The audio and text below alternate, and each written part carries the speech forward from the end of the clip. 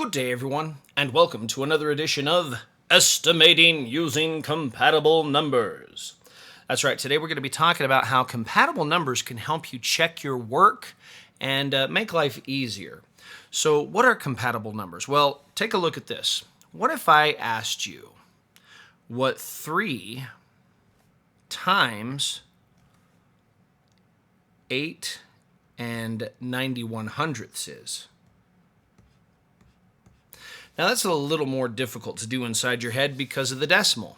But if we want to come up with a solid estimate, we can simply take 3, which is already pretty easy to work with, and multiply it by the compatible number for 8.91. Now, remember, I like to look at decimals as money. So that's about $8.91. So is $8.91 closer to $8?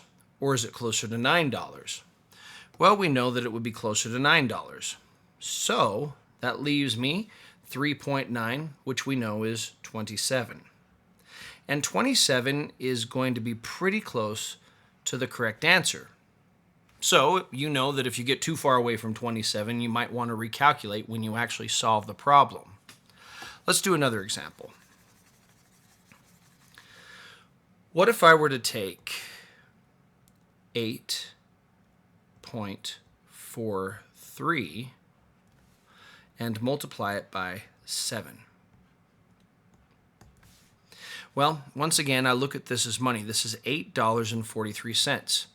Is $8.43 closer to $8 or $9? And I know that it's closer to $8. So I'll go ahead and put an 8 right there. And then I look over here, and I have just a 7, so I can bring that down. And that leaves me with 8 times 7, which is 56. Which means when I actually solve this problem, the answer is going to have to be close to 56. Somewhere in that neighborhood, or I've probably done something wrong. Let's keep it going. What if I were looking at a problem like this? 6.27, also known as 6 and 27/100ths, and I want to multiply it by 5 and 4/10ths. To get a solid estimate, let's use compatible numbers. Is $6.27 closer to $6 or closer to $7? Well, it's closer to $6, so we'll bring that down and make that a 6.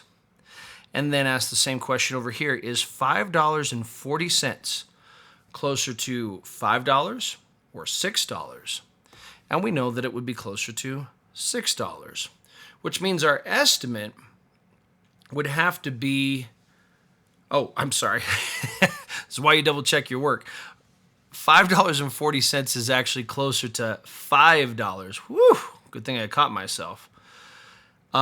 Which means our estimate is going to be whatever 6 times 5 is, and we know that 6 times 5 is 30. And so our answer's got to be somewhere in the neighborhood of 30. Whew, let's do one more real quick and we'll call it. Let's do another estimate using multiplication problems. And let's say that we are looking at 4 and 9/10ths. And we want to multiply that by 4 and 9/10ths. Very hard to do in your head, but we can at least come up with something reasonable. 4 and 9/10ths is the same as $4.90. Is $4.90 closer to $5 or closer to $4? Well, we know that it is going to be closer to $5. And so we'll bring that down. And look, we have the same exact number, so that too is going to be closer to $5. So we'll bring that down.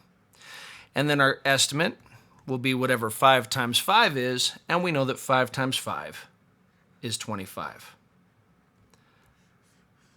And so our answer should actually be close to 25. I do hope this estimation lesson was helpful to you.